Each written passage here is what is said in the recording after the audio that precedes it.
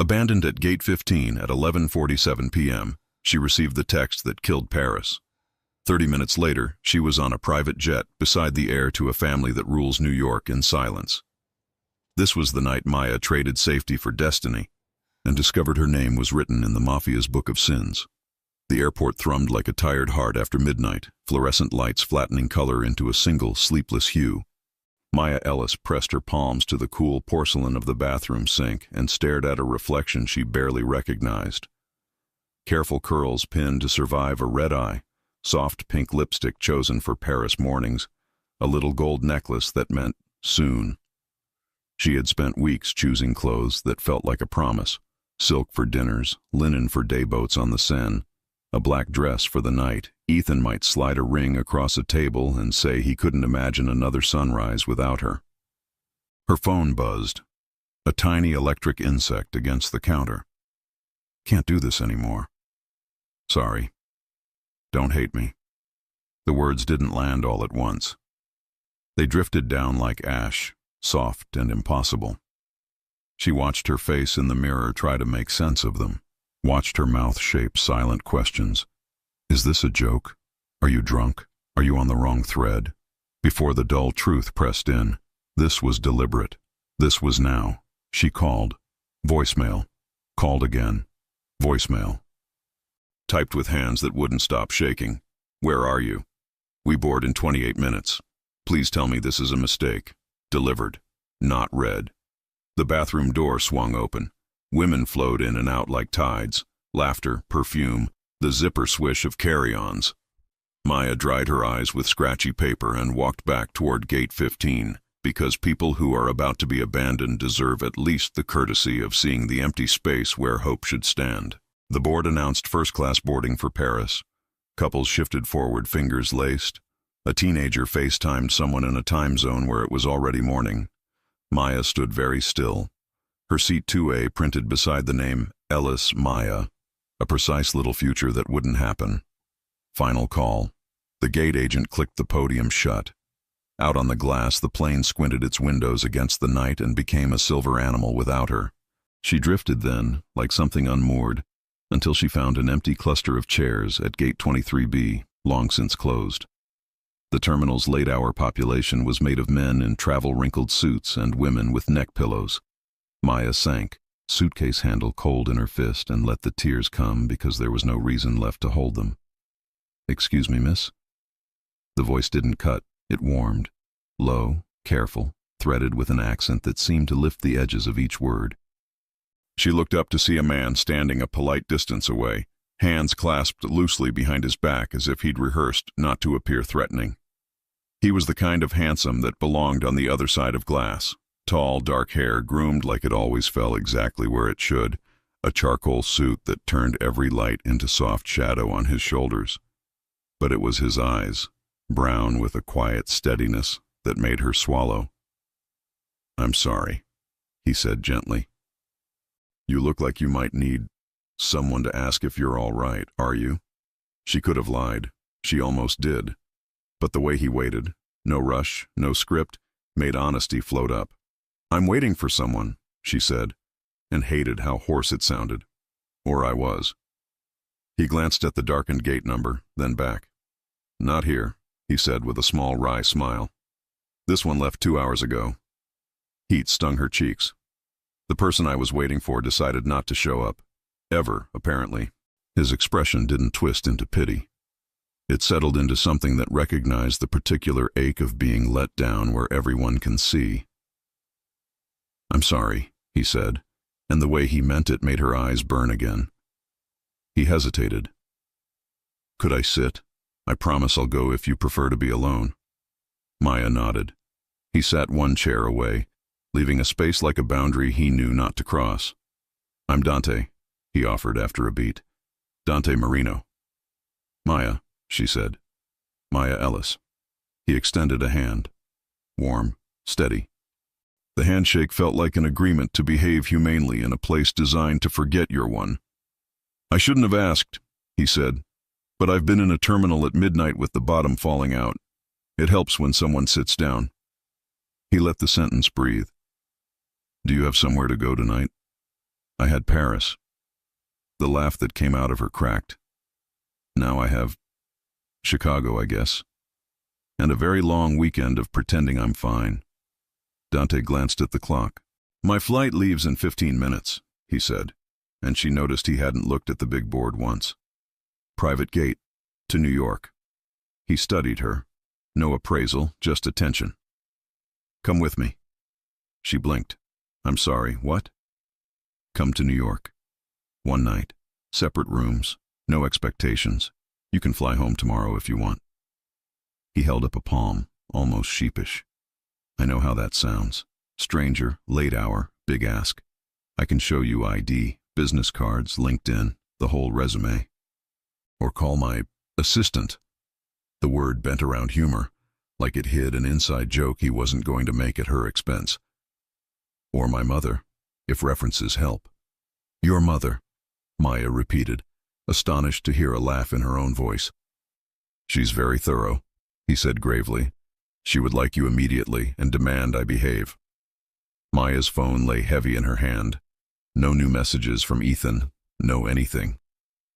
Her brain ran the usual list. Don't go with strangers, you know better. Play it safe. And then hit a quieter question she hadn't let herself ask in years. What if safe is what got you here? What's the worst that happens? Dante said softly, as if he could hear the argument. You fall asleep over the Atlantic and wake up to bagels instead of croissants. Or you say no and I walk you to a cab and you go home feeling like this all night.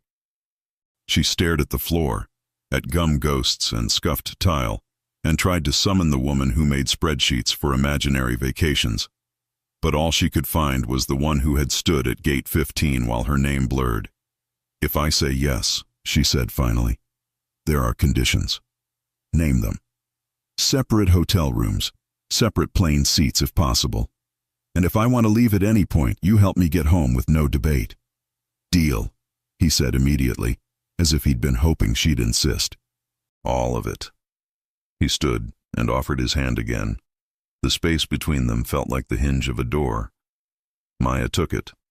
They moved through a service corridor that smelled faintly of jet fuel and coffee that had been hot a week ago. Two men in black waited near a discreet elevator, broad-shouldered, expressionless in that way that says we are paid to have no expression. One of them looked at her, then at Dante, and made a barely visible nod that might have been a question. Dante's reply was a single word in Italian, too soft to catch. Both men melted into motion, professional and quiet. A lift, a corridor, night air that tasted like aluminum. The jet crouched on the tarmac like a sleek animal, lights warm along its spine. A woman in a crisp uniform descended the steps. "Good evening, Mr. Marino," she said, voice neutral. "We're ready when you are." "Captain Smith," Dante greeted. "This is Maya Ellis. She's joining us." If the captain was surprised, her face didn't register it. "Welcome aboard, Ms. Ellis." Inside, everything softened, cream leather, a hum like sleep, the hush of money used to buy silence. Maya sank into a seat that reclined like a sigh. Across from her, Dante loosened his tie in a gesture that contained 100 small reliefs. "Water? Tea?" he offered. "You look like your adrenaline just emptied out." "Water," she managed.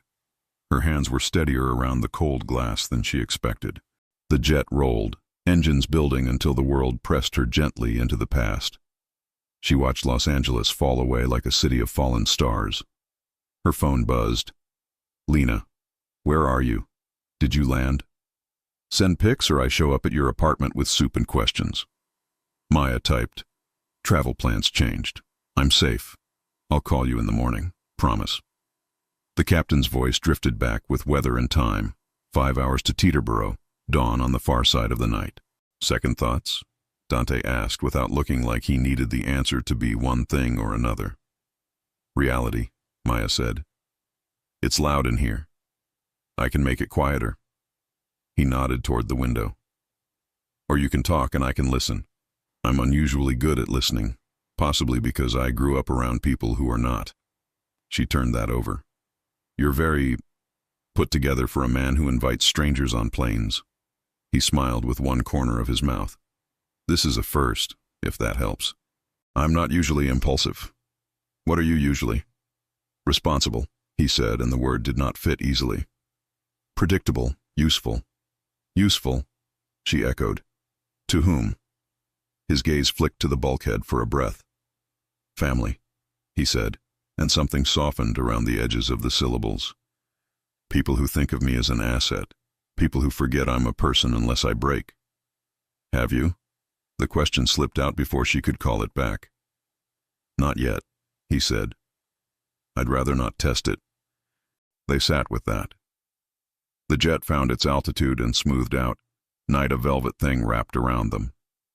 Maya told him the shallow outlines, her work, the kids who had taught her what courage looks like when it's small and bald and smiling anyway. The fundraiser where she met Ethan, the months of feeling him turn into fog.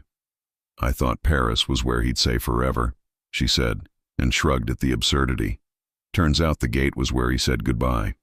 Men who leave by text, Dante said, deserve very specific consequences, most of which are not printable. A surprised laugh cracked loose from her. You sound like my sister. She sounds smart. She'll hate this, Maya said.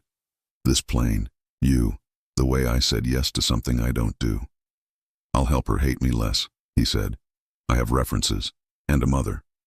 There it was again, light when he could have been heavy. She wanted to ask why the men at the elevator had looked at him like a storm warning. She wanted to ask, what business are you actually in? But the safety she felt in his orbit was specific. It wasn't denial. It was awareness with its eyes open. Why me? She asked softly, surprising them both. Tonight there were other sad people. Why stop for me? He took a breath, the sort that measures its words. Because you looked like you were trying to be polite to your own grief, he said. Because you said thank you to the gate agent while the plane left without you. Because you were kind to me when I interrupted you being human. Kindness. The word unfurled like a blanket she'd forgotten she owned. The cabin lights eased to amber. Somewhere forward a door clicked. One of the men in black took up a post he could hold for 6 hours without moving. Maya watched Dante's face in the soft light and realized that he was not trying to be impressive. He was trying to be decent, and it was doing a better job of impressing her than anything else would have. New York will be loud, he said after a while. If it's too much, we turn around. If you want breakfast at a place where the mugs are chipped and the pancakes are perfect, I know one. If you want to sleep for 2 days, I can arrange a world where no one bothers you.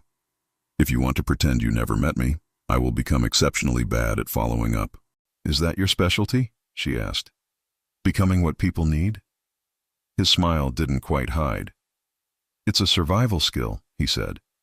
But tonight I'm just a man who didn't want you to walk into an empty apartment alone. Maya leaned back and let the engines write a white noise lullaby on the dark. Her bones loosened one by one, a body unbracing. The ache didn't go away. It widened, made space for air.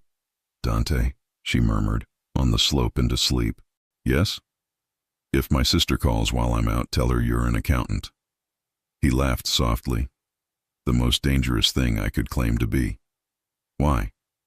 Everyone wants favors from accountants. His face blurred as her eyes closed. The last thing she registered was the way the man at the front of the cabin flicked his gaze to Dante when a soft buzz came through his earpiece, and the way Dante's mouth tightened. Not afraid, exactly, but aware. Outside, night carried them east.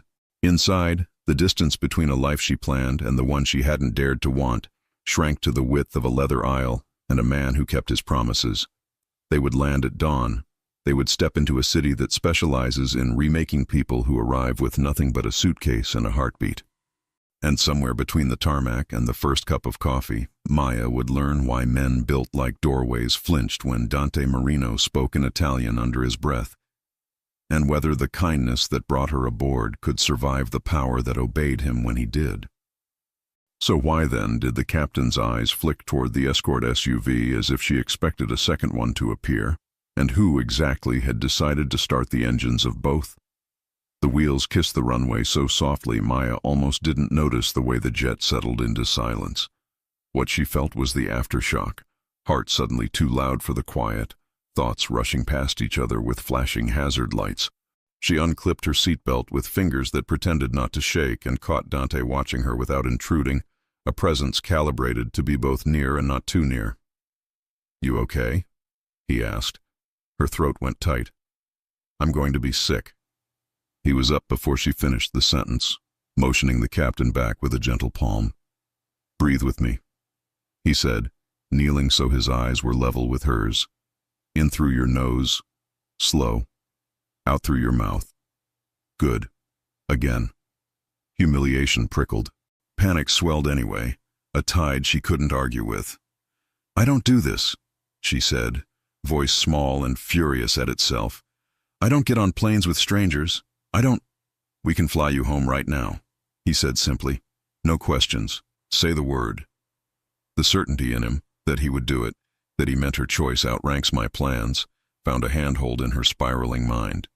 She locked her gaze on his and counted, air in and out, until the roar dulled to a steady rush in her ears.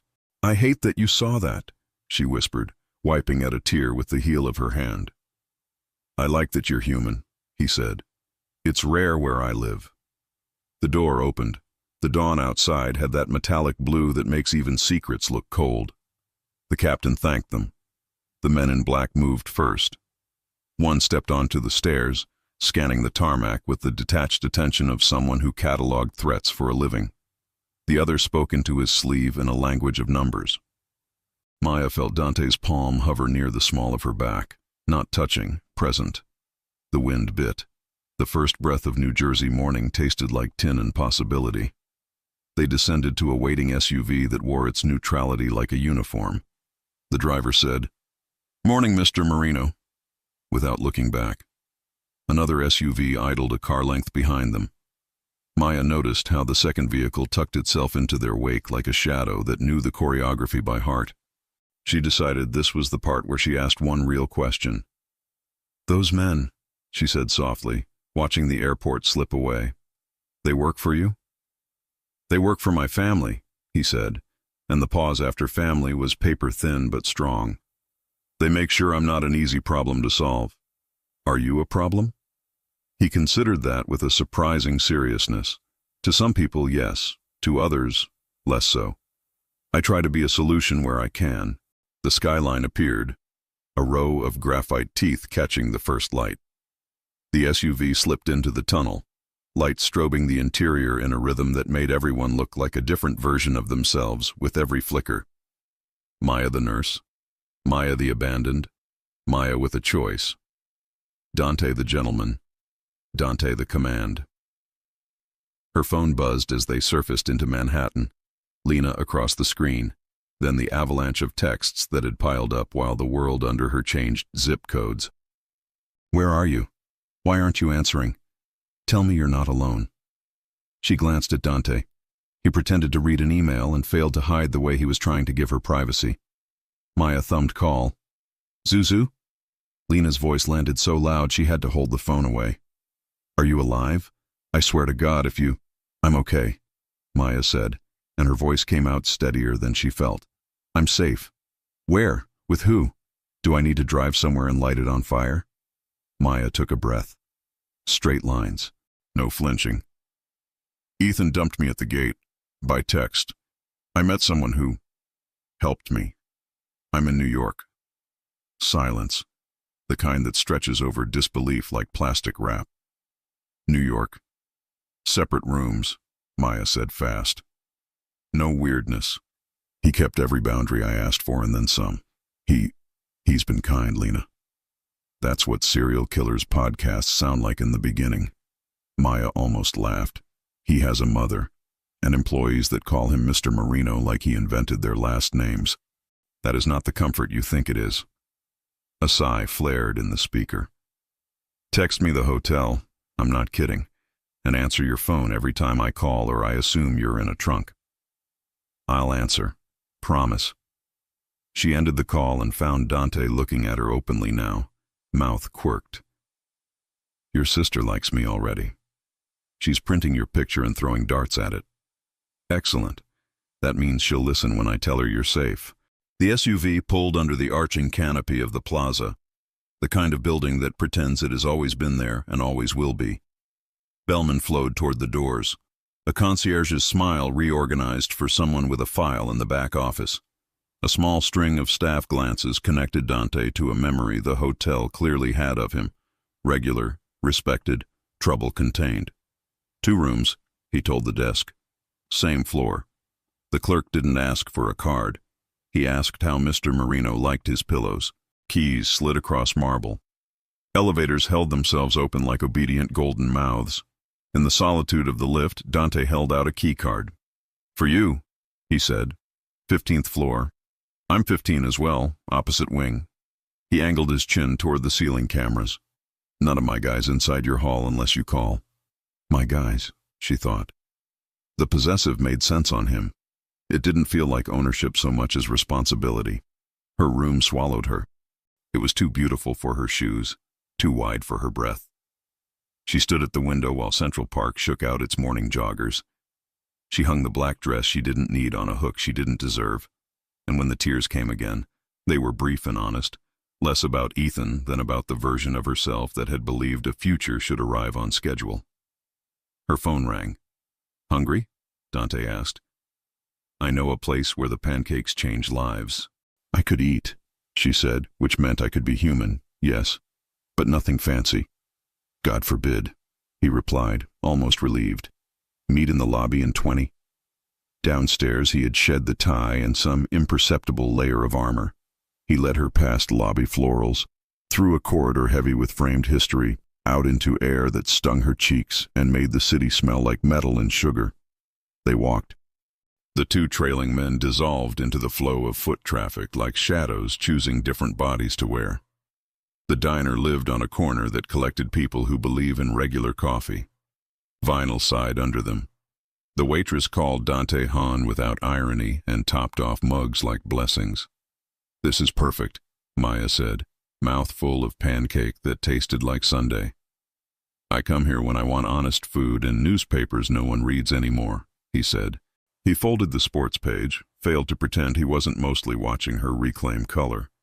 He asked her about the unit where she worked, and she told him the small truths. The way kids smile with their whole faces. The way parents age in hours. The way nurses become both quiet warriors and furniture you can lean on. "What about you?" she asked, and watched caution move behind his eyes. "What do you do besides offer stray people better mornings?" "I run a logistics company," he said. The answer was accurate and insufficient in the same breath. He let it hang, then added, "I'm trying to make it less of what it was, more of what it should be, which is clean, useful, boring." A ghost of a smile. "I'm not there yet." The bell over the door jingled. A man in a sharp, forgettable suit stepped in and scanned the room with eyes that didn't belong to someone who cared about eggs. He clocked Dante and adjusted his path to not approach. Dante's men, who had taken stools at the counter and suddenly loved black coffee, didn't turn their heads. The room kept eating. The air thickened by 1 degree. Maya set down her fork. "Tell me the part that makes people like him change their route." He blew on his coffee as if time were his to cool. "My name," he said. "Or rather, the people attached to it. We own businesses. We move goods. We sign contracts other people don't see. There are rules." "Rules," she repeated, soft, tasting the edge of it. "Lines we don't cross," he said. "Not if I can help it." A pause. "You are safe with me. I won't let my world use you." "I'm not something to use," she said, more iron in it than volume. He met her gaze. "Exactly." Outside, morning thickened into day. They left bills that would embarrass a smaller appetite and stepped back into a city that had decided not to be gentle. The park took them in like a deep breath. For a stretch, they just walked, overhearing snippets of other lives, letting the rhythm of runners rethread their insides. Maya's phone buzzed with a text from her supervisor. "Hope Paris is magical. See you Monday. XO." She swallowed. "I should figure out work." "What do you want to do?" Dante asked. "Right now, not forever." "I want to stop hearing his message in my head," she said. "I want a day where every thought isn't a defense brief for a man who chose convenience over courage." "Then that's the day we build," he said. A kid on a scooter veered too wide ahead of them. A cab horn snapped. The world hiccuped. Dante moved without thinking. One step, an outstretched arm catching the scooter's handlebar. A murmured, "You're okay, buddy," sent down to eye level like an oath. The kid's mother mouthed, "Thank you," with the particular ferocity of people who've just watched the worst version of something they love not happen. Maya watched the way Dante's body knew how to put itself between danger and someone small. Not a performance. A reflex. The part of her that sorted people into boxes rearranged a label. They looped back toward Fifth Avenue as noon began to cook the air. A black SUV shifted lanes, 2 cars behind them, and then stayed there. Not closing, not falling back. A steady presence. Maya caught the flicker of a side mirror and the possibility reflected in it. "We're being followed," she said quietly. "Yes," Dante said, equally quiet. "By someone who wants me to notice." "Why?" "So I know they could be closer," he said. "So I worry about who I'm with." She did a small inventory of her fear, surprised to find less of it than she would yesterday. "What do? "We go about our day," he said, like a man calling a bluff. "We let my people do their jobs. We eat lunch where the breadbasket is a religion. We buy you comfortable shoes because I noticed you packed for Paris cobblestones, not New York sidewalks.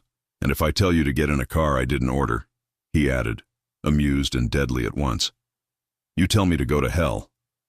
She huffed a breath that could almost be a laugh. "Deal." Back at the hotel, Rocco Vitale was waiting near a column like he'd been printed there. Mid-40s, suit that didn't advertise anything, an air of having seen the floor of every room before anyone entered it. "Boss," he said to Dante, and the words slid across the carpet like a blade she couldn't see. "Rocco," Dante returned, and the softness on his face did not move an inch. "This is Maya Ellis." Rocco's look traveled from Maya's shoes to her eyes with respectful economy. "Ms. Ellis." He nodded once, not quite a bow. "Welcome." "Thank you," she said, because she had been raised to match respect with respect. To Dante, Rocco said, "The black Tahoe stayed on us from the tunnel. Colorado plates, probably fiction. They wanted us to count them." "Let them feel seen," Dante said. "And hungry." Rocco's mouth made a near smile. He cut a look at Maya, not hostile, just measuring. "You need anything, I'm 10 feet away, and sometimes 3. "I'll try not to trip over you," Maya said, which won the ghost of a grin before he dissolved back into architecture. In her room, the city's hum threaded the walls. Maya showered the plane out of her hair and borrowed courage from the hotel's white robe. When she stepped back into the hall, an envelope leaned against her doorframe. Her name, not printed, written.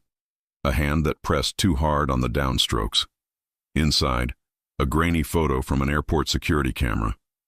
She and Dante in the jetway's shadow, his hand extended, her hand taking it. The caption, block letters clipped from something cheap. "Choose wisely." The floor tilted. She looked both directions at once. Empty hall, wallpaper too ornate to be useful. She let out a breath she hadn't realized she'd been holding and slid the photo under the door with the toe of her shoe like it might bite. Dante answered on the first ring. "Maya?"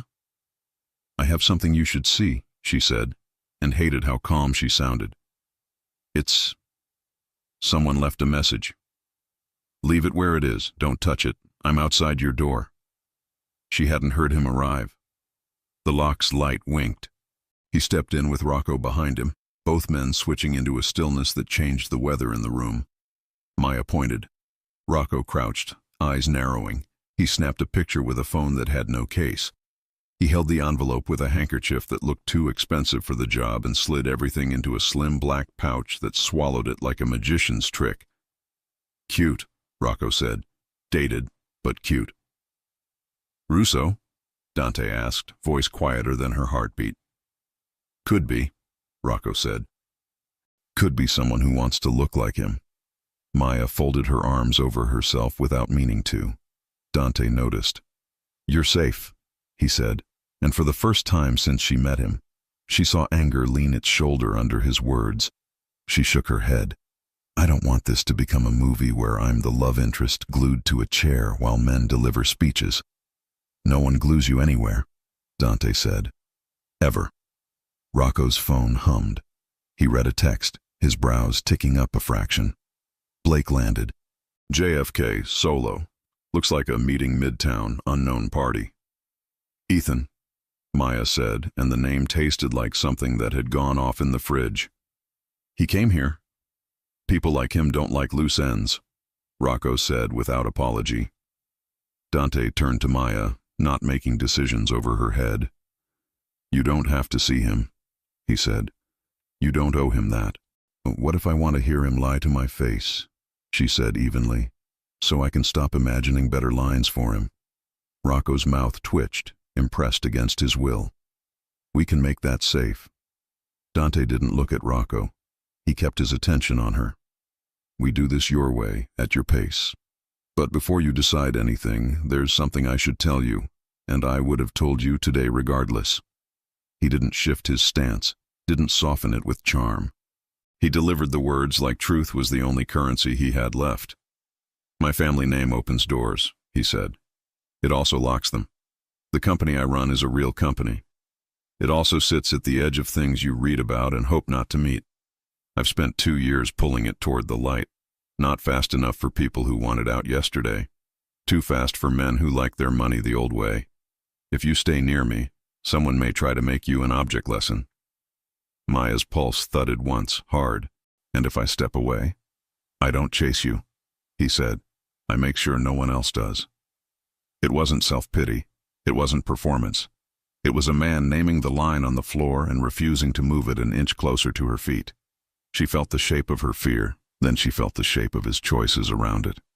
Okay, she said. Thank you for telling me. A beat of quiet. Rocco cleared his throat as if oxygen needed an escort. Boss, the tail just switched cars on 57th. If we're moving, I'd prefer sooner. Dante nodded once. Give me 10. He looked at Maya. Eat with me tonight. Neutral ground. Windows. Too many witnesses to be dramatic. Is this where you say the name of the restaurant and I pretend I've heard of it? He almost smiled. It's where I say the name and you tell your sister. And if at any point you want to leave, we leave. Separate cars, Rocco inserted, as if stating a law of physics. Separate cars, Dante echoed. He took a step back, as though proximity itself were pressure. Rest, call Lena.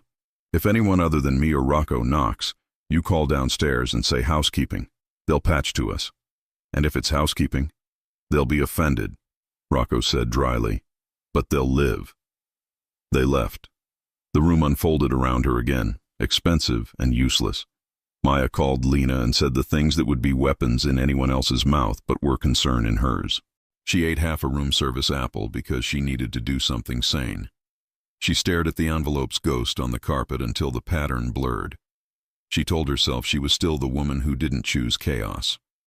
She told herself she was temporarily borrowing the courage to not run from it. Evening pooled at the baseboards faster than she expected. The city tinted itself to drama. A text from Dante arrived, efficient and unfussy. Car for you at 7:10. I'll be 5 minutes later. Same place. She was out the door at 7:08 because being early felt like armor. The hallway was empty. The elevator exhaled at her like it had been waiting. Downstairs, the lobby framed her inside crystal and gold, and in the revolving door she caught a glimpse of herself that startled her. Not a woman abandoned, not a tourist misplaced, but a person whose center had migrated somewhere steady. A black sedan idled at the curb, not the SUV. A choice. She reached for the handle and paused as a second car slid to the opposite side of the canopy. Same make, same color. A mirror she didn't order. Her phone buzzed. A new text. Unknown number. Let's talk, Maya. I'm outside. Please don't get in the wrong car. She didn't have to look to know whose voice she could hear in the cadence. Ethan. The driver leaned across to open the passenger door with a familiar flourish he couldn't know she would recognize. Ms. Ellis? He said, like he'd practiced the vowels. Maya glanced into the sedan's glossy window and saw herself in duplicate. One car smelled faintly of new leather and restraint. The other smelled like a speech she didn't owe anyone. She stood between them for one precise heartbeat and felt the city hold its breath with her. Which door, then, and who else unseen, had already decided that whichever she chose would say more than she intended to reveal. Maya froze beneath the plaza's glittering awning, her breath fogging the cool Manhattan air. Two identical black sedans idled at the curb, sleek, mirror-finished, impossible to tell apart. One sat under the golden light of the hotel entrance, exactly where Dante's text had said it would be. The other waited just outside the reach of security, its tinted windows a deeper shade of night. Her phone buzzed again. "Ethan." "Let's talk, Maya. I'm outside. Please don't get in the wrong car." Her heartbeat thundered in her ears. She scanned the drivers. Both wore suits. Both watched her through the glass. One gave a polite nod. The other smiled. A smile she recognized. Ethan, her ex-boyfriend, her almost fiancé, was sitting in the back seat of the second car. His hand lifted, palm open, the same disarming gesture he'd used 1,000 times before, the same one that used to calm her. Now it felt like bait. "Maya," a low voice called from behind her. She spun. Rocco stood near the revolving doors, coat collar raised against the wind, eyes narrowing as he read the scene in a single sweep. One glance at her phone, another at the cars. "Back inside," he murmured. He said, "He's right there." "Inside," Rocco repeated, sharper now. "If he wants to talk, he can do it in daylight, not from a tinted window." The second car's engine revved, subtle but taunting. Ethan's silhouette leaned forward, gesturing toward her, mouthing words she couldn't hear. Rocco's hand brushed the small of her back. Not a touch, a signal. Protection in motion. He angled his body between hers and the curb just as the first car's door opened. Dante stepped out, dark coat flowing like part of the night itself. His gaze cut across the sidewalk, registering everything in seconds. The duplicate vehicle, the familiar face inside, the tension coiling in Rocco's stance. "Inside," he echoed, tone absolute.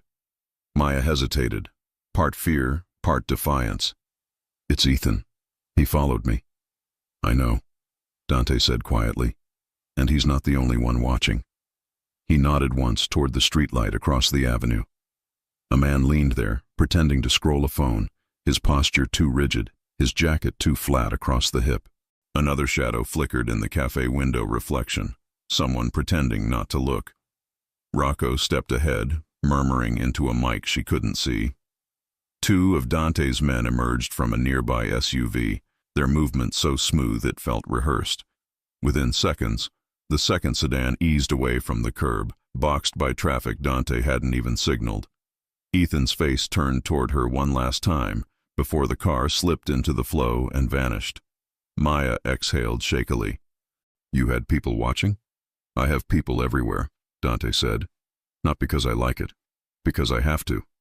She wanted to argue, to tell him this wasn't normal, that she didn't belong in a world where every corner might hide a lookout. But the truth pressed down harder. Ethan had followed her, found her, tracked her flight across the country, and somehow Dante knew before she did. Inside the hotel's warm glow, her knees finally trembled. Dante guided her into the nearest lounge, a quiet alcove with velvet chairs and golden lamps. The noise of the city dulled behind glass. "Talk to me," he said gently. Maya sank into a chair, clutching her phone. "He must have tracked my location, or called my sister. He said he wanted to explain."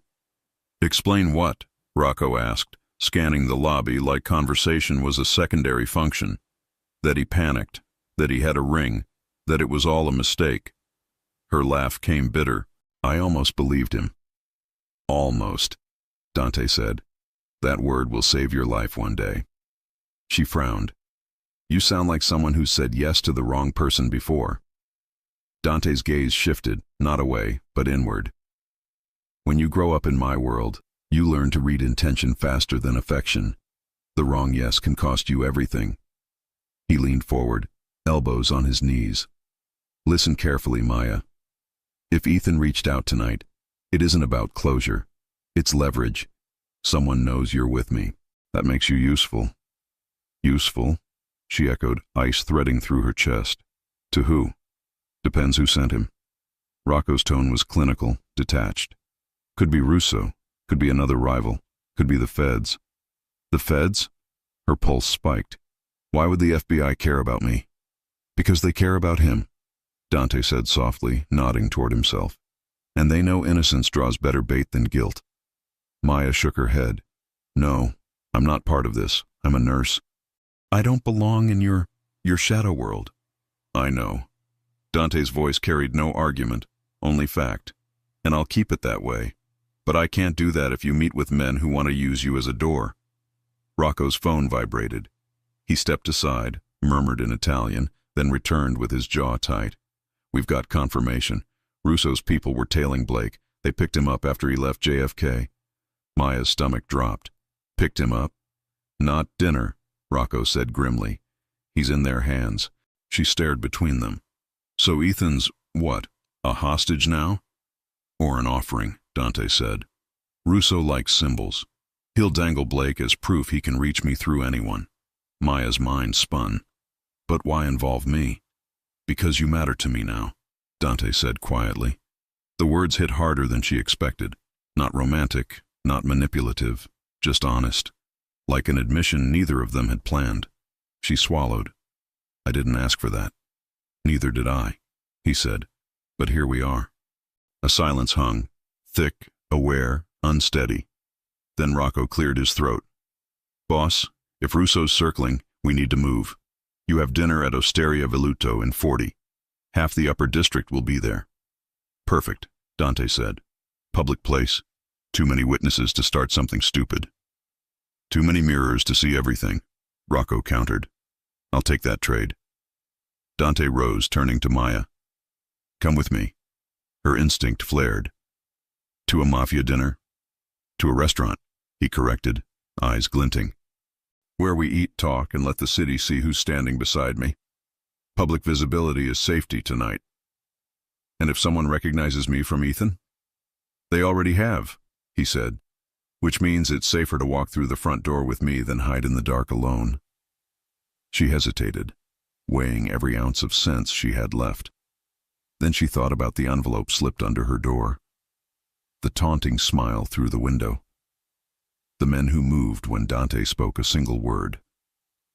Fine, she said, but I'm not dressing for a mob summit.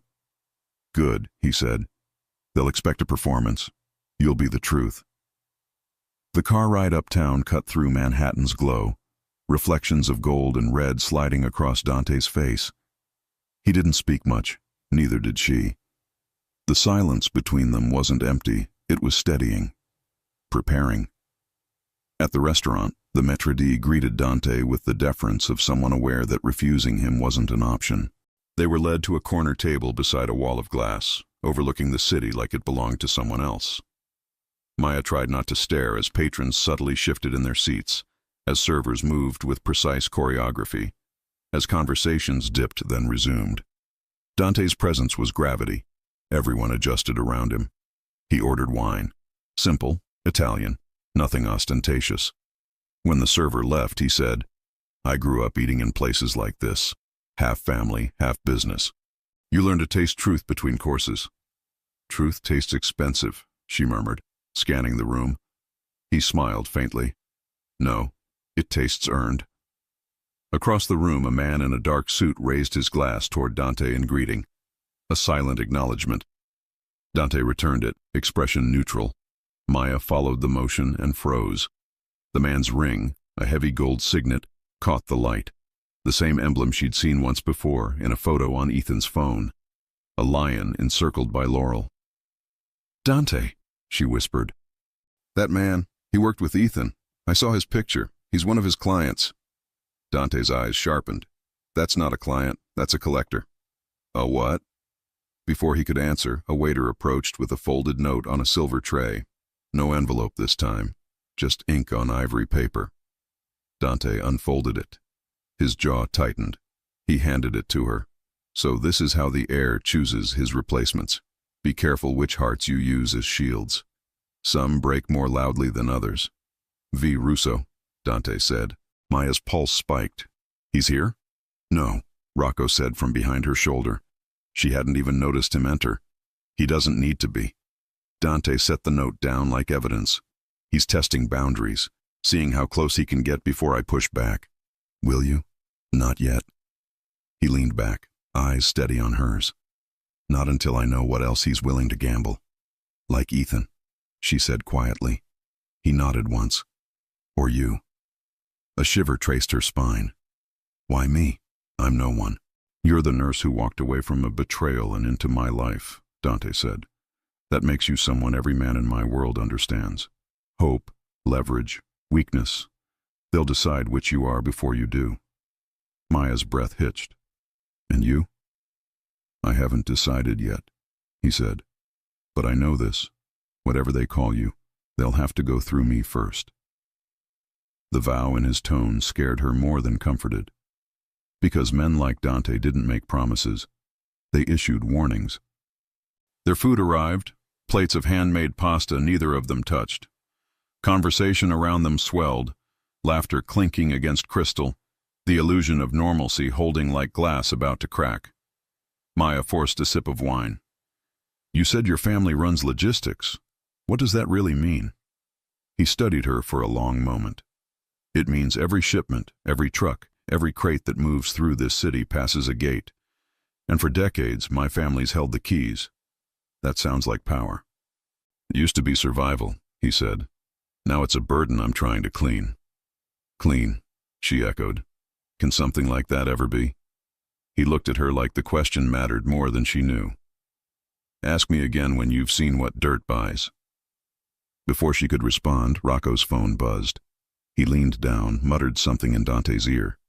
Dante's eyes flicked toward the window. What is it? Maya asked. Rocco's voice was flat. Ethan's been spotted, Midtown Pier, with Russo's men. Maya's fork clattered against her plate. Pier? What are they doing with him? Making a point, Dante said, rising from his seat, and forcing my hand. He tossed bills on the table, more than enough to erase witnesses, and turned to her. Stay here. No. The word came out before she could stop it. If this is about me, I'm not hiding. Rocco sighed. She's got spine, boss. Dante met her gaze. Then stay close, and do exactly what I say. As they stepped into the night, the city air felt colder, sharper, alive with danger. Lights streaked past the car windows like silent alarms. Somewhere on the East River, Ethan Blake had become a pawn on a board she didn't know existed. And for the first time, Maya wondered not who Dante truly was, but what would happen when the world he'd tried to keep from her came crashing all the way in. Rain slicked the cobblestone path as Maya followed Dante toward the waterfront, the echo of their footsteps swallowed by the distant hum of the city. The night air carried a sharp bite, mingling salt with gasoline, the scent of secrets buried deep beneath the Hudson's restless waves. He hadn't spoken since they left the car. His jaw was tight, his expression unreadable beneath the glow of the dock lights. Maya wanted to ask questions. Who were those men? Why had he drawn his gun so naturally, like someone who'd done it too many times before? But something in his silence warned her to wait. The docks stretched endlessly before them, ghostly outlines of ships rocking in the black water. A freighter loomed nearby, its hull marked with rust and shadow. Somewhere in the distance, a siren wailed, a lonely sound that made her chest ache. Finally, Dante stopped beneath a flickering lamp. The light cast long, shifting patterns across his face, carving him into someone new, colder, harder. You shouldn't have followed me, he said quietly, his voice low and deliberate. You asked me to trust you, Maya replied, lifting her chin. That goes both ways. His gaze flickered toward her, then away.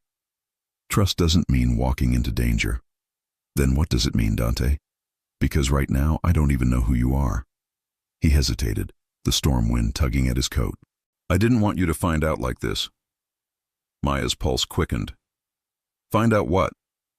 From behind a stack of shipping containers, movement. Two men emerged, dark coats, hard faces, the kind that didn't flinch in chaos. One nodded toward Dante, speaking in clipped Italian. Maya didn't understand the words, but she understood the tone, authority, respect. One man handed Dante a small envelope. He opened it, scanned the contents, then clenched his fist around the paper. His expression hardened. He's been talking, Dante muttered, more to himself than to her. Who? Dante didn't answer. Instead, he turned to the men and gave a short, precise command. They disappeared into the shadows as swiftly as they came. Dante, Maya pressed, who's been talking? He finally met her eyes. There was something raw there. Anger, disappointment, sorrow, all tangled into one. Ethan, he said. The name hit her like a slap. Ethan? My ex? What are you talking about? Dante exhaled slowly, the kind of breath a man takes before breaking someone's world. He wasn't who you thought he was. He wasn't even supposed to be at that terminal. He was being watched. By my family. Your family? She repeated, voice trembling. You mean my father's organization, he interrupted. The Moretti Syndicate. He'd been leaking names, routes, money trails, selling information to our enemies. The only reason he got close to you was because he thought you could give him access to me. Maya stepped back, shaking her head. No, Ethan was... He couldn't have... He didn't even know you. He knew enough, Dante said bitterly. He used you to track a shipment that never existed, a setup, and when he realized the trap was closing, he ran. But he didn't run far enough. The world spun. The rain, the harbor, even her own heartbeat blurred into noise. So what does that mean for me? It means, Dante said, stepping closer, that you were never supposed to be part of this, that the moment you stepped onto my jet, everything changed. Her voice cracked. Changed how? You're a witness now, Maya, and in my world, witnesses don't survive long unless someone protects them. She stared at him, struggling to breathe. And you're my protector? His eyes softened, the hardness faltering just for a heartbeat. If you'll let me. For a moment they stood there, caught between the glow of the dock light and the roar of the dark water. Then, from somewhere deep in the shadows, a sound, a metallic click, unmistakable and cold. Dante moved instantly. His hand shot to his sidearm, his body twisting to shield her as a gunshot split the night. The bullet struck the metal railing inches from Maya's head, sparks flaring like fireflies. Down! Dante barked, pulling her behind a crate as more shots echoed across the waterfront. The men he'd spoken to earlier fired back, their shouts blending with the chaos. Maya pressed her hands over her ears, her pulse roaring louder than the gunfire. Who are they? She gasped. Russo's men, Dante growled, reloading. They must have followed us from the airport. He peeked over the crate, then cursed under his breath. We need to move. Before she could protest, he grabbed her hand and led her through the maze of containers. Bullets pinged against steel, the air thick with smoke and rain. Somewhere behind them, a man shouted in Italian, a voice that made Dante freeze.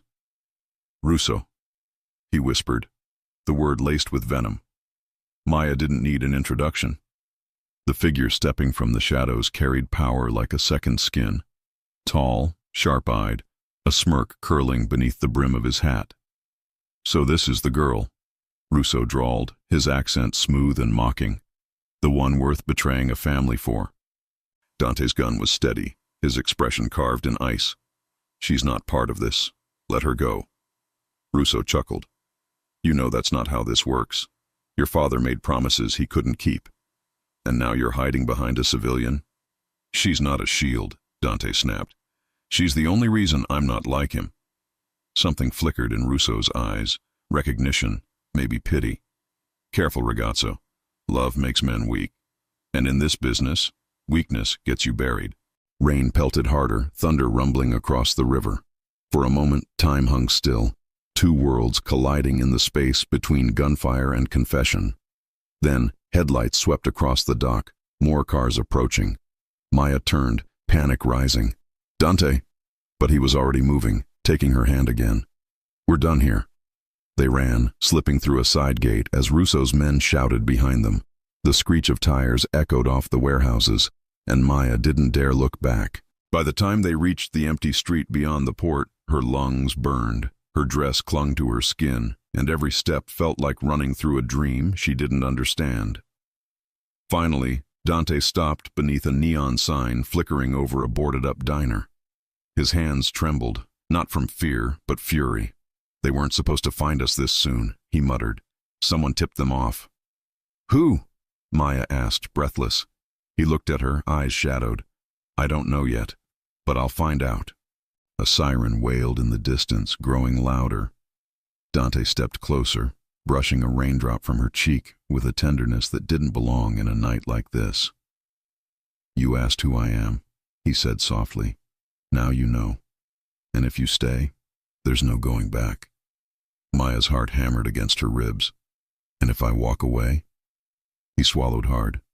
They'll find you before sunrise. The sirens drew closer, the rain heavier. For a long, breathless moment, Maya stood frozen between the life she'd known and the danger now unfolding before her. Then, somewhere behind them, a single gunshot cracked the night, sharp, final, echoing across the empty street. Dante's eyes lifted toward the sound, his jaw tightening. It started, he whispered. Maya turned, searching the shadows. What started? But he didn't answer.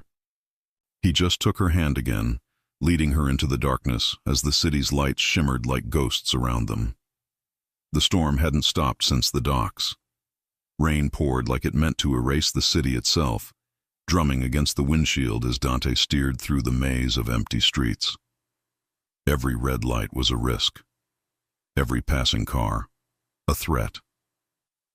Maya sat beside him, her hands gripping her knees, watching the reflection of neon lights shimmer across the wet pavement. Neither of them spoke. The silence between them was no longer awkward. It was electric, pulsing with all the things neither dared to say. When Dante finally turned down a narrow alley lined with old brownstones, Maya frowned. Where are we going? Somewhere they can't find us, he murmured. He parked in front of a building that looked abandoned. Boarded windows, ivy crawling up cracked brick walls. But when he punched a code into a hidden keypad beside the door, the lock clicked open with military precision. Inside, it was another world. Exposed beams, velvet drapes, the faint scent of whiskey and cedar. A fireplace flickered against stone walls, and sleek monitors hummed quietly on a mahogany desk. It wasn't a house. It was a fortress dressed like a home. Maya turned in slow disbelief. You live here? No one lives here, Dante said, removing his coat. That's the point. She swallowed. So what now? Do we just hide? Dante's jaw flexed. For tonight, yes, until I figure out who leaked our location. He poured himself a drink, his hand steady even as the glass trembled faintly against the decanter. You're shaking, she said quietly. I'm not used to people shooting at me with you standing there. And you think I am? She snapped, her fear cracking into frustration. He looked at her, really looked. Beneath the defiance there was terror. Beneath the terror, something else. Trust. Against every instinct, she still trusted him. I'm sorry, he said softly. You shouldn't have been there. You shouldn't even be here. And yet here I am, she replied, meeting his gaze. Because you told me to trust you. The firelight cast his face in gold and shadow. Then trust me one more time, he said. Don't leave, not tonight. Maya hesitated. Every rational thought told her to run, to find a hotel, call the police, pretend none of this ever happened. But something in his voice, weary, sincere, almost broken, rooted her in place. She nodded. Okay, one more night. An hour later, she sat wrapped in a blanket by the fireplace while Dante worked across the room. He was on a secure call, voice low, words sharp and clipped.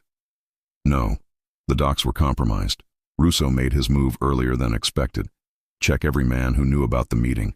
If I find the mole before you do, he won't live to regret it. He ended the call and exhaled hard, his hand brushing through his hair. You're different when you talk to them, Maya said quietly. He turned. Them? Your family. You sound like someone else. Dante's lips curved in a humorless smile. That's because they don't listen to the man I am, only the one I have to be. Maya studied him. Who is that? He stared into the fire. My father's son. The room fell silent except for the crackle of wood. Finally, she asked the question that had been clawing at her since the pier. Why is Russo after you? Dante's shoulders stiffened. Because I stopped being useful. That's not an answer. He turned, eyes dark. My father built an empire on blood. Smuggling, extortion, territory wars, all of it. When I came back from law school, I thought I could change it, clean it from the inside. But the moment I tried, the old guard called me a traitor. He set his glass down. Russo was one of them. My father's right hand. When I exposed one of his deals, he swore I'd pay for it. Maya's voice softened. So you're trying to get out? He met her gaze. I'm trying to burn it down. Her heart clenched. That's suicide. Maybe. But it's the only way anyone gets free. She stood and crossed the room slowly. The fire painted her in warmth. The rain outside drummed a rhythm that matched her heartbeat. And what about me, Dante? Where do I fit in this story you're writing with blood and revenge? He looked at her, really looked. You were never supposed to be in it, but now you're the only part that makes it worth finishing. The words hung between them. Dangerous, tender, irrevocable. Maya's breath hitched. Don't say things like that. Why? Because I might start believing them. Their eyes locked, the tension thicker than the storm outside. Then a sound, faint, metallic, snapped the moment in half. Maya froze. What was that? Dante drew his gun instantly, motioning for silence. He moved toward the far wall, pressed against a panel, and revealed a hidden door. Behind it, a staircase leading down into darkness.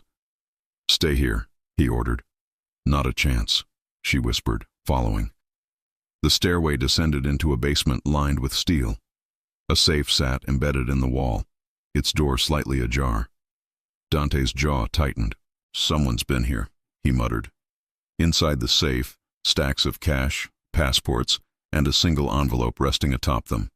Her name scrawled across it in bold black ink. Maya. Her blood ran cold.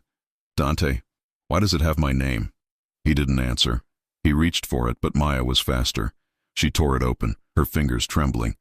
Inside, a photograph. Her father. Younger, standing beside a man she'd never met, until now. Dante's father. In the corner, a date, 1998, and a signature she recognized instantly. Her father's handwriting. Maya's breath caught. What is this? Dante stared at the image, his face pale. I don't know. But she saw it, the truth dawning behind his eyes, the shadows of a history neither of them had chosen. You do, she whispered. You knew. He shook his head slowly. I suspected, but not this. Maya stepped back, the photo trembling in her hands. Our fathers. They knew each other. Dante's voice was low, haunted. Not just knew. I think they made a deal. Lightning flared through the narrow window, washing the room in white. In that brief, searing light, Maya saw it. The look of a man trapped between love and legacy. What kind of deal? She asked. But before he could answer, a voice echoed from above. We've got company, a man shouted through the intercom. Black cars, 3 of them, coming fast. Dante's head snapped up. They found us. Maya clutched the photo. What do we do? He turned to her, eyes fierce. We run. But first you need to know whatever's in that picture. It's the reason they'll never stop. What are you saying? He chambered around, his expression set. You're not just a witness anymore, Maya. You're part of the reason this war exists. The night bled into dawn, but the city offered no mercy. Sirens screamed in the distance, and thunder rolled like a war drum over the Hudson. Dante's safe house, once a sanctuary, now felt like a cage, every wall echoing with ghosts neither of them had invited. Maya stood frozen at the foot of the stairs, the photograph still in her trembling hands.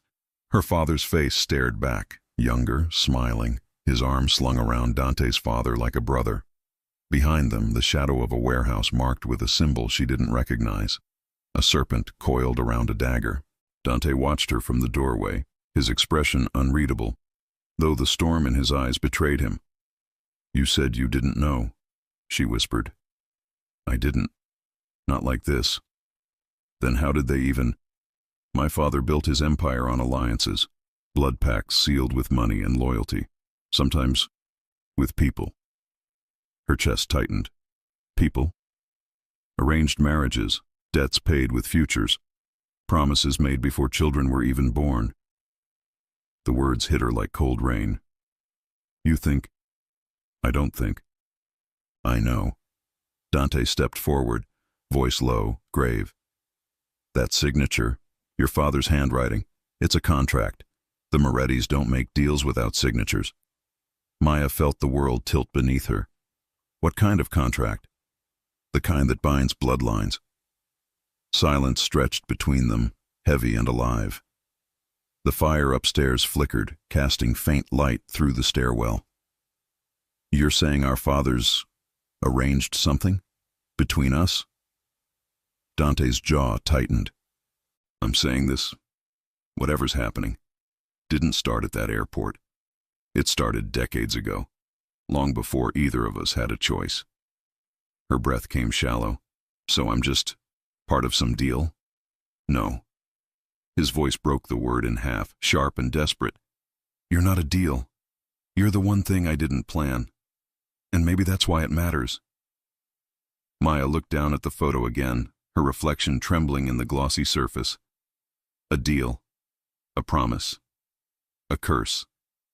Her father had died when she was 17, a car accident that had always felt wrong, too sudden, too clean.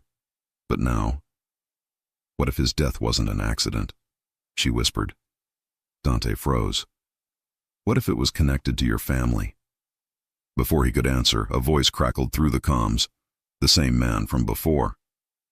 Boss, they're closing in. East Alley and Rooftop. We've got less than 5 minutes. Dante's expression hardened instantly. Pack light. Take only what you need. Maya clutched the photograph. I'm not leaving without answers. Then you'd better ask fast, he said, loading his weapon. She stepped closer, blocking his path. Did your father kill mine? The question sliced the air like a blade. For a moment, he said nothing. Then, softly, painfully, if he did, he never told me. The honesty in his eyes was worse than denial. It meant he wasn't sure. It meant it was possible. Thunder cracked overhead. The lights flickered. Somewhere outside, tires screeched, the sound of engines cutting through rain. Dante grabbed her wrist. We have to move now. Where? A secondary location. A warehouse in Red Hook. One my father doesn't know about. She hesitated. And if he does? His lips pressed into a thin line. Then we don't stop running. They burst through a service door into the alley, rain slashing across their faces. A black SUV waited, tinted windows, engine humming. One of Dante's men, tall and broad-shouldered, opened the rear door. We've got 2 minutes before they cut us off, he said. As they climbed in, Maya glanced back at the safe house. Through the sheets of rain, she thought she saw movement, a flicker in the window, then a flash, bright, sudden, and the explosion tore through the building. The blast wave hit the SUV, rocking it on its suspension. Maya screamed, clutching the photograph as debris rained down like ash. Drive, Dante shouted. The tires screeched and the SUV lunged forward, speeding through the alley as flames devoured the safe house behind them. Maya stared out the back window, her pulse pounding in her ears. You said they couldn't find us. Someone inside my crew is feeding them intel, Dante growled. That's the only way Russo keeps getting ahead. So you don't even know who you can trust? Not anymore. The rain blurred everything, streets, headlights, faces, until the city itself seemed to dissolve into chaos. They reached Red Hook just before dawn. The sky was bruised purple, clouds low and heavy over the industrial sprawl. The warehouse stood near the water, silent and empty, its sign faded and unreadable. Inside, the air smelled of salt and rust. Crates lined the walls, some labeled in Italian, others blank. A single light hung from a steel beam, swinging faintly with the wind. We'll stay here till sunset, Dante said, then move again. Maya sank onto a crate, clutching the blanket one of his men handed her. You live like this all the time? Since I turned my back on my father, yes. Why didn't you just leave? Leave New York. Leave the family. You can't outrun blood, he said quietly. He looked at her then, and in his eyes she saw something raw. Not just fear, but grief. The kind that came from losing pieces of yourself one choice at a time. If your father was part of this, she said, then maybe we both lost more than we knew. Dante crouched before her. If that photo's real, then everything I've believed about my father's empire, about my life, is a lie. And you might be the key to proving it. Her breath caught. What do you mean? There's a file, hidden ledger, my father's private agreements. Every name, every debt, every blood oath. If we find it, we'll know exactly what he did, and why. And if he really killed my dad, his voice dropped, then I'll destroy him myself. Maya's throat tightened. You'd go to war against your own family? I already have.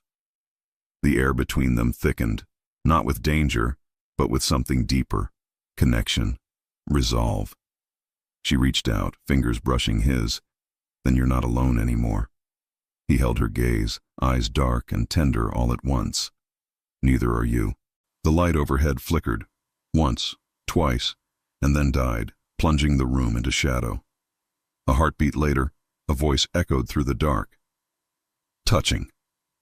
Maya's blood froze. She knew that voice. From the doorway, a figure stepped forward, drenched, furious, alive. Ethan? He smiled faintly, gun glinting under the dim light. Miss me? Dante drew his weapon, fury igniting like fire. You should have stayed buried. Ethan cocked his head, eyes cold. And you should have stayed loyal. Rainwater dripped from the rafters, forming tiny puddles on the concrete floor.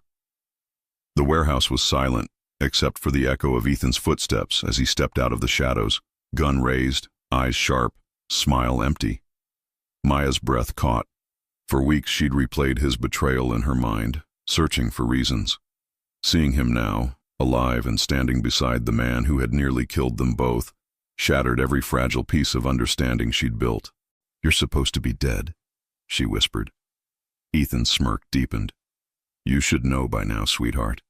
Nothing stays buried in this city. Not secrets. Not ghosts. Dante moved in front of her, weapon drawn, stance rigid. You've got 10 seconds to explain before I end this. Ethan chuckled. Still the same Dante Moretti, always thinking you're the one holding the trigger. You don't even realize whose game you're playing. You sold me out, Dante snapped. You gave Russo my coordinates. Correction, Ethan said calmly. I gave your father your coordinates. Russo just collected the reward. The words landed like bullets. Dante's finger twitched on the trigger. You're lying. Am I? Ethan tilted his head, eyes flicking toward Maya. Ask her.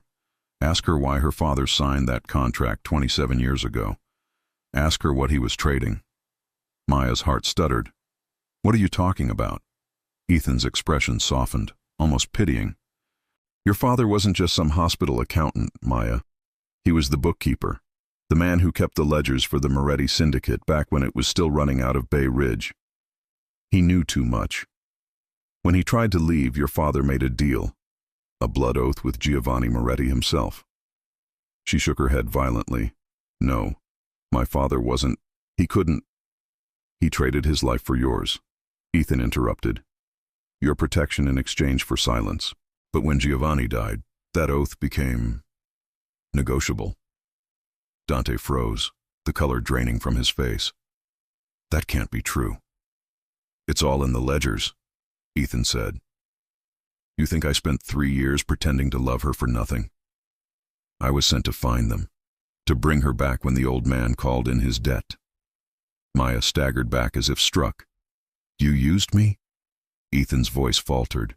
At first, yes, but then I... Don't, she hissed, tears burning her eyes. Don't you dare. Dante's hand tightened around his gun. You're done talking. Not yet. Ethan's tone hardened. You want me dead? Fine. But if you shoot me, the truth dies with me. The ledger, the files, every deal your father made, they're hidden, and I'm the only one who knows where. A heavy silence fell. Rain pounded against the roof, thunder rolling like the city's heartbeat. "What do you want?" Dante demanded. Ethan's gaze slid back to Maya. "Her. Over my dead body." "That's one option," Ethan said casually. "The other? She comes with me. I take her to your father. He clears your name, lifts the bounty, and you walk free. You get your empire back. Everyone wins." Maya's stomach twisted. "You're insane." Ethan stepped closer, gun steady. "You don't understand what's coming. Russo's nothing. He's a pawn. The old man's building something bigger. Alliances with the syndicates in Miami and Vegas. Anyone in the way gets buried. And you, Maya, you're not just in the way. You're the loose end." Dante's voice was low, deadly. "You think I'll hand her over?" "You won't have to." Ethan's eyes softened again, almost gentle. "She'll do it herself." Maya stared at him, disbelief giving way to horror. "Why would I ever go with you?" "Because if you don't, he dies." The words hung like smoke. Ethan tilted his gun, not at Maya, but at Dante. "Right here. Right now." Dante didn't move, didn't flinch. His eyes locked on hers. "Don't you dare," he said quietly. "Don't even think about it." "I'm not going to let you die because of me," Maya whispered. "You think going with him saves me? It doesn't. He'll kill us both once he's done." Ethan laughed softly. "You two really do make a good movie." Maya's mind raced. If Ethan was telling the truth, if her father really made a deal with Dante's, then this war wasn't just theirs. It was hers too. "Where's the ledger?" Dante demanded.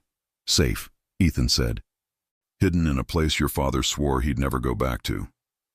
He paused, letting the silence linger. "The church in Red Hook." Dante's eyes narrowed. "The one with the boarded windows." Ethan smiled. "Funny how the past never really dies, huh?" He stepped back, gun still trained on Dante. "You've got 12 hours to decide. Bring her to the church by midnight. Alone. Do that, and I'll give you the ledger. You'll have proof. You'll know everything." He looked at Maya. "Or don't. But if you don't show, I'll bring the war to your doorstep." And then, in a flash of movement, he fired. Maya screamed as the bullet ripped through the air, striking one of the steel beams beside Dante's head. Sparks exploded in the dark. By the time the echo faded, Ethan was gone, swallowed by the storm. Maya collapsed against the crate, shaking. "He's lying. He has to be." Dante holstered his gun, his face grim. "Not about the church. That place is real. And if the ledger's there, then so is the truth." She looked up, eyes glistening. "And if the truth destroys you?" He met her gaze, voice steady. "Then we burn it together." Outside, thunder rolled again. Not from the sky this time, but from engines approaching. Dante's phone buzzed once. A single message on the screen. "They found us. 2 minutes." He turned to Maya. "Looks like we're not done running yet." Maya clutched the photograph tighter, heart pounding. "Where do we go?" "To the one place my father swore he'd never return," Dante said. "If Ethan's telling the truth." He chambered around, eyes dark with resolve. "Then that church holds the sins of both our families." The storm had broken by sunrise, but the city still wore its scars. Puddles mirrored shattered streetlights, and fog curled low over the bay, wrapping Red Hook in silence. The church loomed ahead, a skeleton of stone and decay, its stained glass windows long gone, its bell tower split like a wound in the sky. Maya hesitated at the gate, clutching her jacket tight. "Are you sure this is it?" "There's only one church in Red Hook my father ever swore he'd never touch," Dante said, scanning the empty street. "If Ethan was telling the truth, the ledger's inside." The air was heavy with salt and rust. Somewhere distant, a ship's horn groaned through the fog, a lonely sound that made the hair on her arms rise. Dante pushed open the door, and it creaked like something alive. Inside, the air was colder. Dust motes drifted through thin beams of light, falling like ghosts over cracked pews and forgotten icons. The altar stood broken, half buried beneath rubble. "He hid it here?" Maya whispered. If my father wanted to bury his sins, a church would be the cruelest place to do it, Dante said. They moved cautiously down the aisle. Every step echoed like a confession. Behind the altar, Dante found what he was looking for. A trapdoor, hidden beneath a tattered rug and sealed with rusted bolts. He knelt, pulling a tool from his coat, and pried them loose one by one. "Help me lift it," he said. Together they raised the hatch. A staircase descended into darkness, air damp and still. Dante drew a small flashlight from his pocket, its beam cutting through the black.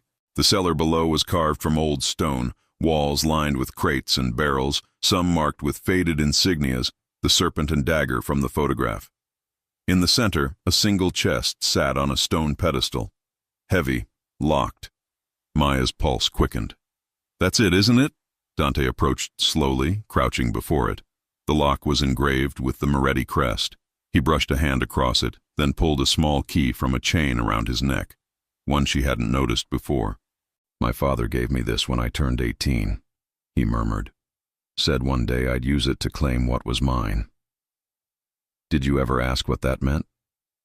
"I thought he meant the empire." He met her eyes. Maybe he meant the truth. The lock clicked open. Inside lay a leather-bound ledger, edges gilded, pages yellowed with age. Dante lifted it reverently, as if afraid it might crumble in his hands. Maya leaned close. "What's inside?" He opened to the first page. Handwritten columns, names, dates, symbols, blood debts, shipments, payouts. And near the middle, 2 signatures, Giovanni Moretti, Thomas Rivera, her father's name. Beneath it, a single line written in Latin, Sanguine solvitur, paid in blood. Maya's voice shook. "What does it mean?" "It means your father owed a debt he couldn't repay, and he paid it with his life." Her knees nearly gave out. "So he really was murdered," Dante finished quietly. "But not by my father." He turned the page. The next entry listed a name circled twice in red ink. Marco Vitale. Maya frowned. "Who's that?" Dante's expression hardened. "My cousin, my second in command." The realization hit them both at once. "He's the mole," Dante breathed. "He's been feeding Russo everything, the dock, the safe house, even the photo." Maya's heart pounded. Why would he do that? Because he thinks he should be the heir. And if Russo takes me out, he gets the throne by default. He slammed the ledger shut, fury simmering beneath the surface. "He used Ethan. He used you." Maya's eyes filled with tears. "Then my father died because of your family's war, and now we're trapped in the same one." Dante stepped forward, gripping her shoulders gently. "No, we end it here. We use this ledger to expose them all. Every deal, every lie. Once the council sees it, they'll have no choice but to strip my father's legacy. And if they come after us, then they'll find we're not running anymore." The moment hung between them, resolve tangled with something deeper. Then, a sound. Boots, multiple pairs, crunching on broken glass above. Dante's head snapped up. "They're here." Maya's pulse spiked. "How?" "Marco. He must have followed us. He wants the ledger." He stuffed it into his jacket and grabbed her hand. "Back entrance, now." They sprinted through the cellar as footsteps echoed down the stairs. A voice shouted in Italian, sharp and furious. Another replied, calm, familiar. "Marco." "He's really going to kill you," Maya whispered. "Not if I get to him first."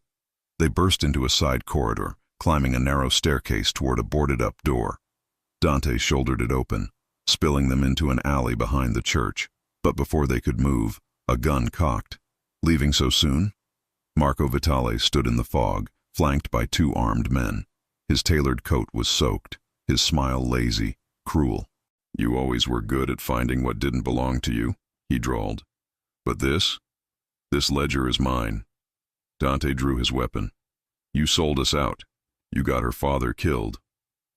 Marco shrugged. "Collateral. Every empire's built on bones, even yours. You betrayed blood." "No, cousin," Marco sneered.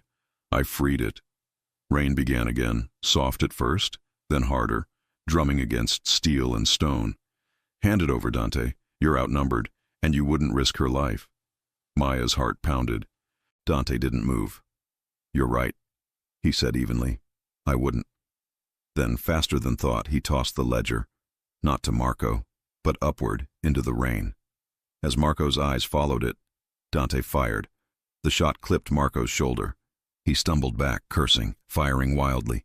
Maya dove behind a dumpster as bullets ripped through the air. Dante moved with precision, his every shot deliberate, protective, not to kill, but to buy time. Run, he shouted. She hesitated, heart tearing between fear and loyalty. But when she looked back, he was already bleeding. A graze across his arm, his teeth gritted in pain. She crawled toward the ledger, which had landed in a puddle, pages soaking. Her fingers brushed the cover just as Marco lunged forward, seizing her wrist. Not so fast, princess, Dante roared, tackling him to the ground. The gun went off, once, twice, before clattering away. Rain poured down, washing blood into the cracks of the pavement. Marco's men fled into the fog, leaving only echoes behind. Dante stood over Marco, chest heaving, gun trained on his cousin's heart. You could have had everything, Dante said, but you chose this. No, Marco coughed, blood pooling at his lips. I chose freedom.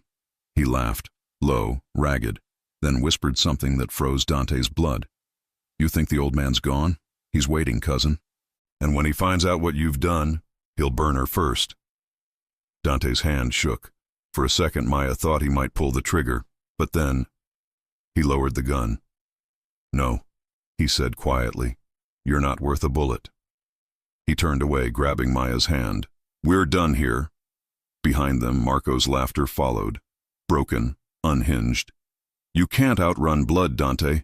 None of us can. As they disappeared into the fog, the church bell, long silent, tolled once. Low, hollow, like a warning. Night fell like a curtain over the city. From a rooftop overlooking the East River, Dante watched the skyline burn with lights and sirens. Below, the streets pulsed with life, taxis, smoke, shadows. But in his world, silence meant only one thing. A storm was coming. Maya stood beside him, wrapped in a borrowed coat, her hair damp from the rain. The ledger lay open on the crate between them, pages torn and smudged, yet still legible. Every signature, every sin laid bare under the city's neon glow. How many names are in there? She asked quietly. Too many, Dante said. Politicians, judges, men my father owned for decades. He flipped to the last page. It bore no numbers, no deals, only a line written in his father's sharp hand. All debts end in blood. Maya shivered. He knew this day would come. He built it, Dante said. Brick by brick, lie by lie. He closed the book. I wanted to believe I could fix what he broke, but maybe the only way to end this is to burn it all. You mean your empire? My inheritance, he corrected. The one I never asked for. Maya looked out at the river, lights rippling across its dark surface. If you destroy it, what happens to us? He met her gaze, the city reflected in his eyes. Then maybe we finally get to live. She wanted to believe him, to believe that love could survive a legacy built on blood. But before she could speak, the faint rumble of engines broke the quiet. Dante's head snapped toward the street below. 4 black cars rolled up in formation, headlights cutting through the fog. Doors opened in unison. Men in suits spilled out, precise, armed, disciplined. And in the middle, stepping out last, came Giovanni Moretti. Even from above, Maya felt his presence. Tall, immaculately dressed, silver hair slicked back, eyes cold as marble. A man who carried his power like armor, and his sins like scripture. Dante's breath stilled. He came himself. Your father? No, Dante murmured. My judge. Below, Giovanni looked up and smiled. He already knew they were there. He wants you to come down, Maya whispered. No, Dante said. He wants me to kneel. The old man raised his hand. The car's engines cut off. Silence fell like a verdict. What do we do? Maya asked. We finish it. Minutes later, they descended the fire escape, every step heavy with inevitability. The street smelled of rain and oil. Dante walked ahead, spine straight. the ledger in his hand like a weapon. Giovanni watched them approach, his smile thin. "My son," he said, voice smooth, echoing like a sermon. "You've made quite the mess." "Your mess," Dante replied. "I just found the broom." The old man's laugh was soft, dangerous. "You always were clever, too clever. You think you can erase decades of power because of a girl?" Maya stiffened. Dante stepped in front of her. "This isn't about her." "No?" Giovanni's eyes sharpened. "Everything you've done since that airport has been about her. You defied me. You bled for her. You burned your own house down for her. Because my house was built on graves." Giovanni's smile vanished. "And now you've dug your own." He gestured, and two men stepped forward. One carried a briefcase, the other a gun. "You've always wanted a choice, Dante," Giovanni said. "So here it is." He nodded, and the first man opened the briefcase.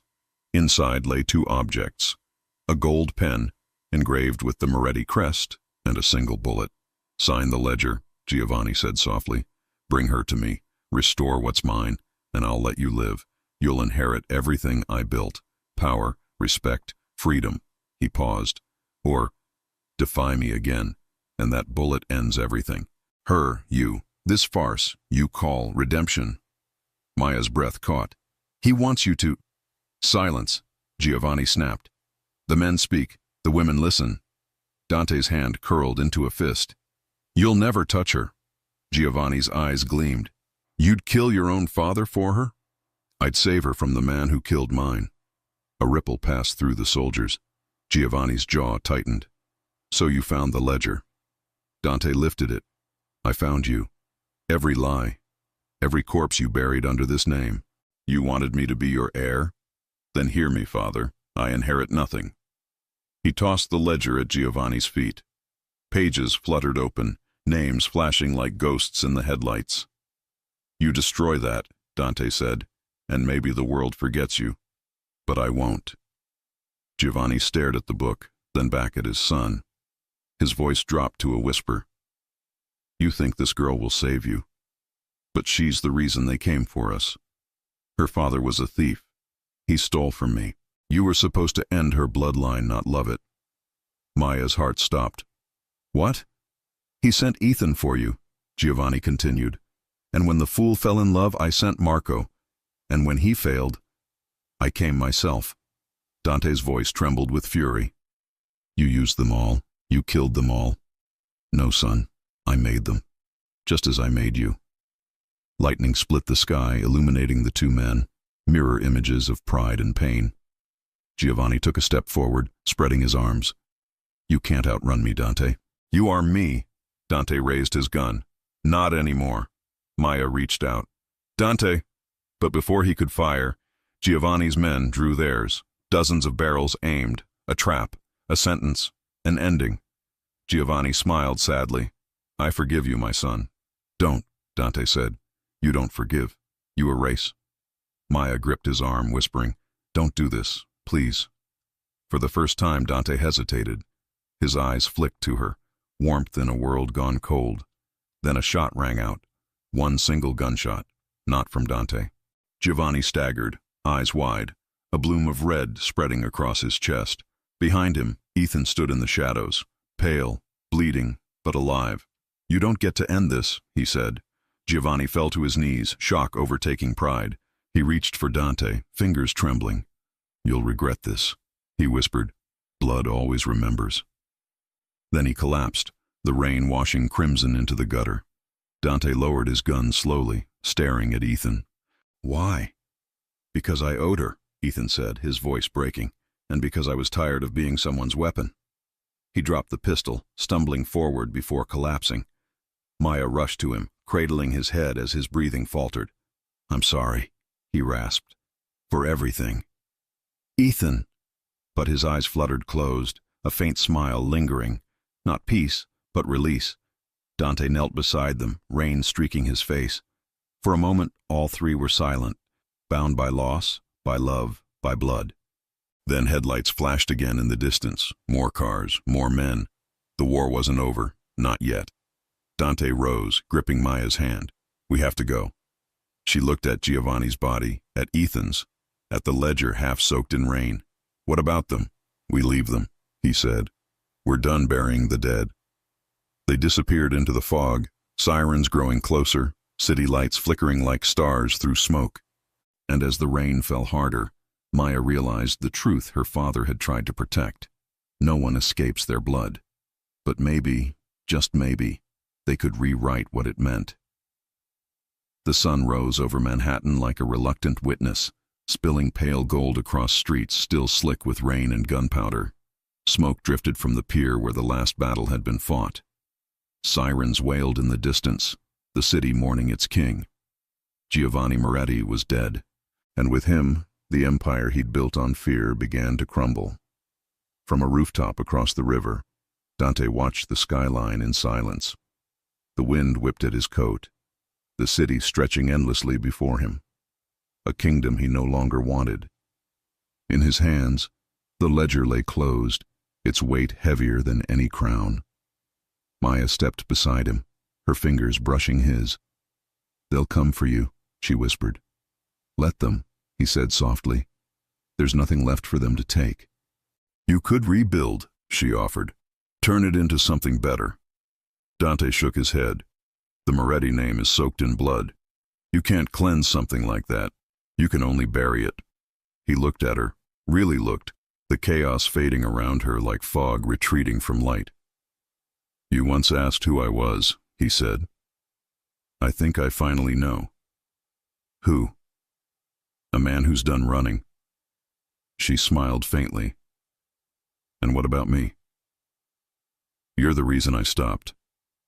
For a long moment, the world held its breath. No gunfire, no footsteps, no threats in the dark.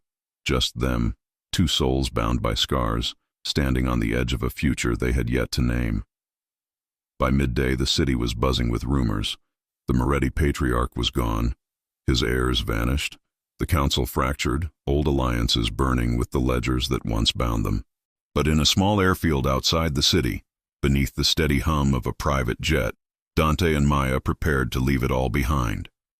Maya glanced at the plane, sleek, white, almost peaceful against the open sky. You really think we can just walk away? Not walk, Dante said. Run. He handed her a passport. New name, new life, hers. I don't need this, she whispered. I need you. Dante's eyes softened. You'll have both. And you? I've got one last thing to do. Her heart clenched. What thing? He looked back toward the city. There's a safe house uptown. Inside is every cent tied to my father's operations. If I walk away now, it'll just fall into another monster's hands. I'm going to finish what he started and destroy it. Maya reached for him. Then I'm coming with you. No. He shook his head. You've already given up too much. So have you. They stood there, locked in silence, the engine's low roar filling the space between them. Then slowly he smiled, small, weary, real. You're stubborn, and you're out of options. He laughed, the first true laugh in what felt like years. Then let's finish this, together. That night, they lit the final fire.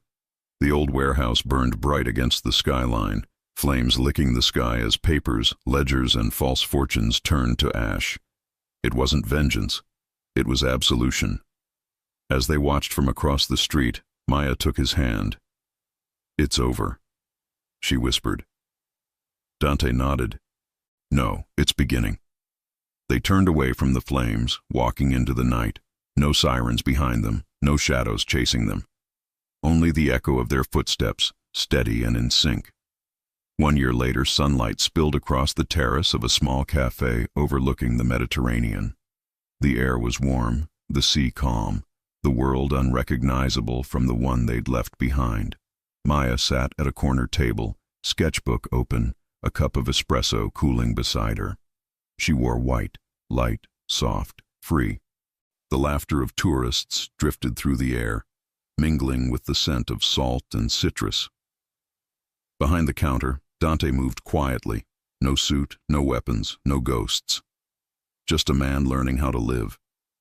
He poured 2 cups, carried them to her table, and sat across from her. "You ever miss it?" she asked. "The noise?" He smiled. "Sometimes. The danger? Never." "And the name?" He shook his head. "Moretti died that night. The man sitting here, he just makes coffee." She smiled, reaching across the table to lace her fingers through his. "And I just draw." For a moment they said nothing. The sea shimmered before them, gold and endless. The past was far away, not forgotten, but forgiven. Dante lifted his cup. "To second chances." Maya smiled. "To the life we chose." Their cups clinked softly, not like gunfire, but like peace. Above them, gulls soared over the horizon. The wind carried no scent of smoke, only salt and sunlight. And for the first time in either of their lives, the future felt like something they could touch. The end. Love can't erase the past, but it can rewrite the ending. If you enjoy stories like this, take a moment to subscribe to the channel. That's how I'll know you truly liked it. Even if you're watching on your TV, grab a second to join this family of fans who love emotional and heartfelt stories.